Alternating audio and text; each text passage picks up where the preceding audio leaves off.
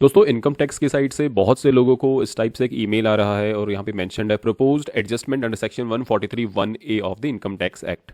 दोस्तों इस टाइप से यहाँ पे लिखा हुआ रहेगा आपका status proposal for adjustment, date of filing return रहेगी एंड डेट ऑफ कम्युनिकेशन रहेगी। सो सबसे पहली बात तो बहुत सारी आईटीआर जो प्रोसेस नहीं हुई थी जिसमें काफ़ी टाइम लग रहा था, अब फाइनली जब ये प्रोसेस हो रही है तो यहाँ पे हमारे पास इस टाइप से एक ईमेल आ रहा है। दोस्तों इस ईमेल को बिल्कुल इग्नोर नहीं करना है, इसमें आपको देखना रहेगा कि क्या आपको इसमें स्टेप लेना है। दोस्तों यहाँ पर हर केस अलग हो सकता है, लेकिन यहाँ पे हमें कोर कॉन्सेप्ट समझने की ज़रूरत है। तो चलिए इनकम टैक्स पोर्टल पर हम लॉगिन कर लेते हैं। सो मैं आ गया हूँ इनकम टैक्स पोर्टल पर और यहाँ पर देखिए पेंडिंग एक्शन वाले सेक्शन में आपको आना है और यहाँ पर आपके पास ऑप्शन रहेगा ई प्रोसीडिंग्स, इस पर क्लिक कीजिए।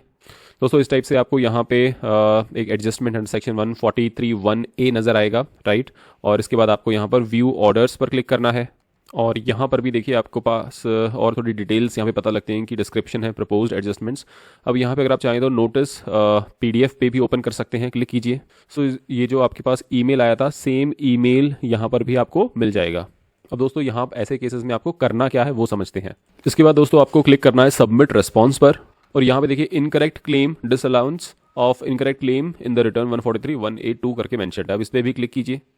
इस पर जब आप क्लिक करते हैं यहाँ पर आपके पास मेंशन्ड है कि in schedule part B total income tax payer can not carry forward current year loss except house property.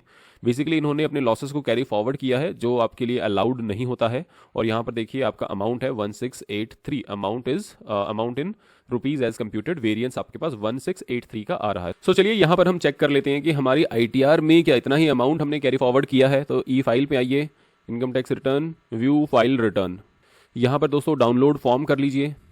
इस तरह से आपका ये फॉर्म डाउनलोड हो जाता है।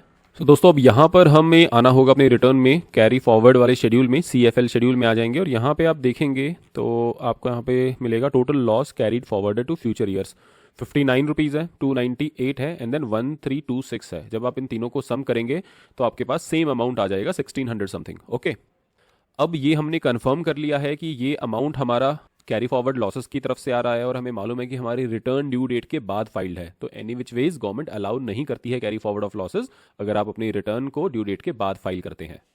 सो अब हमें क्या करना होगा, वेरिएंस पर हम क्लिक करेंगे और उसके बाद प्रोवाइड रिस्पॉन्स पर क्लिक करेंगे। Provide response, do you agree with the proposed adjustment, आपको यहाँ पे एग्री करना है क्योंकि आपको मालूम है कि 1683 का लॉस आप कैरी फॉरवर्ड नहीं कर पाएंगे। सो ये जो आपके पास एडजस्टमेंट आई है ये बिल्कुल सही है, एज पर लॉ है। तो इसको आप एग्री कीजिए and then click on save.